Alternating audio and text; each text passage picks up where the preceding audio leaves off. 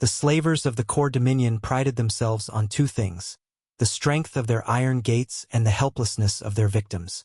For decades, they had raided the outer colonies, stealing the weakest and selling them to the highest bidder. None ever escaped. None ever fought back.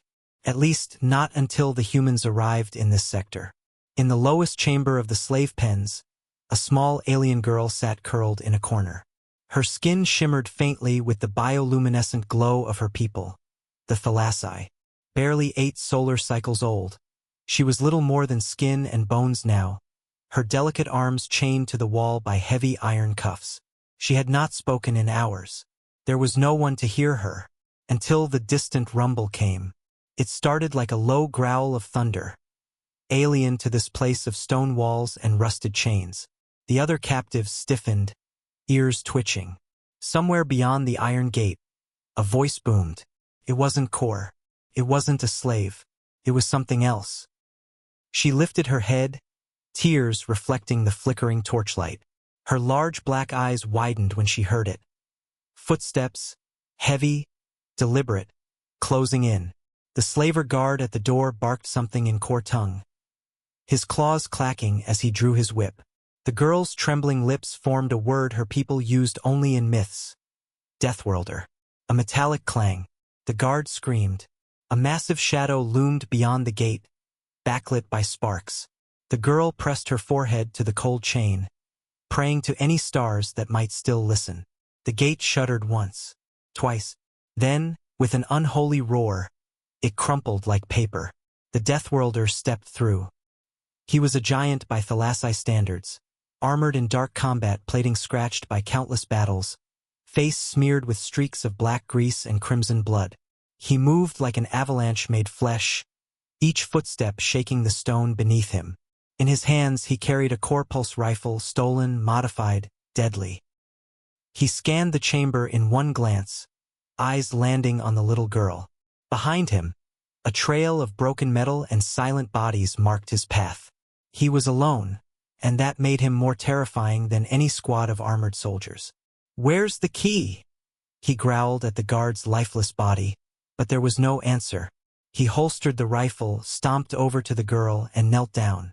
His voice softened, only slightly. "Hey, little one. Name?" She squeaked out a whisper. "Sorry." He nodded once. "Sorry. I'm Ethan. Navy Rescue Ops. Came for you." Sorry flinched when he wrapped his massive hands around the iron cuffs. She heard the metal groan, then snap like twigs. When the last shackle fell, she collapsed forward, only for Ethan to catch her gently in one arm.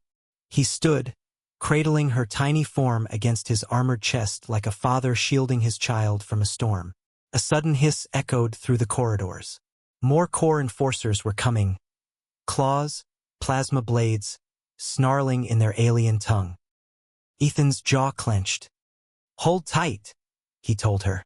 He shifted her weight to his back, securing her with the strap of his gear harness. Her tiny fingers clutched the back of his neck, her tears now hidden against the rough plates of his armor. The first slaver lunged from the shadows, blade aimed for Ethan's throat. But the Deathworlder spun like a predator, snapping the attacker's arm at the elbow before driving him into the stone wall. Another came from behind. Ethan didn't even look. He ducked low, hooking the alien's knee and hurling him down the corridor. With every blow, the Core learned what humans meant when they called Earth a death world. It wasn't just the savage wildlife or the lethal climates. It was the people it bred. The Core's iron gates and thick chains were forged for docile captives, not for a species that had learned to fight wars before it learned to farm. Blades clattered to the floor. Gunfire sparked and ricocheted off the walls. Through it all, Sari clung to Ethan's broad shoulders, her fear slowly giving way to something she'd never felt in these dark pens: hope. They reached the main gate at last, a towering barricade of alloy and ancient lock mechanisms. Ethan checked his charge, squeezed her hand reassuringly, then pulled a pack of breaching charges from his belt. "You ever see fireworks?" he asked over his shoulder. Sari gave the smallest nod. "You're about to see the biggest damn fireworks show in the sector." The charges blew the gate wide open. Moonlight flooded in. Outside, A small strike team of humans waited with weapons drawn, their dropship's engines already roaring to take them home.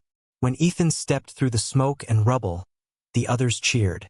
He lowered Sari to the ground gently. For a moment, she just stared at the Deathworlder. The monster the slavers feared, the savior she would remember forever. In chains, she had cried alone. 40 seconds later, the Deathworlder tore through a gate and tore apart her nightmares with it.